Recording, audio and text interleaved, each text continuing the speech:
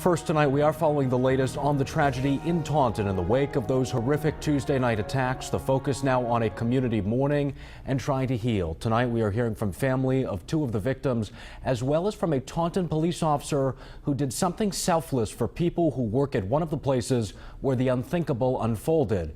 We do have in-depth coverage tonight. Brian Iacono spoke with the family of Patricia and Kathleen Slavin. We will hear from him in a moment.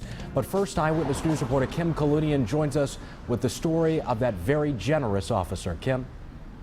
Jared, the officer tells us he was just trying to pay it forward. He says he didn't expect his good deed to get this much attention, but he's glad it's brought positivity back to the site of this week's tragedies.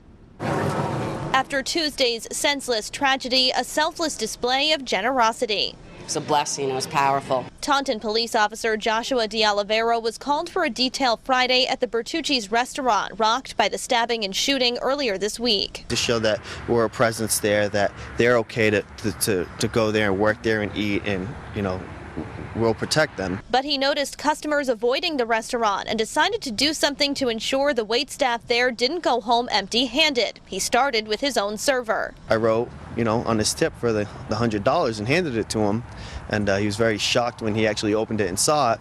Seeing his waiter's reaction, he went to the ATM and got 4 envelopes, one for each of the servers. Each one had a $100 bill inside. Kristen Sutherland was behind the bar that night. Her name was on one of those envelopes. I looked inside and saw $100. Immediately welled up with tears, fell into his chest, hugged him, and we cried for a minute. Deoliveira says he was just paying it forward.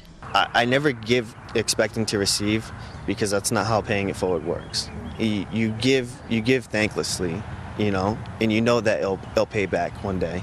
In what way, you don't know, but that's the gamble of it. And Sutherland tells us that Deoliveira's actions are actually helping with the healing process for those at Bertucci's. She says she won't forget what he did for the rest of her life. Reporting in Taunton with the Southeastern Massachusetts Mobile Newsroom, Kim Kalunian, Eyewitness News.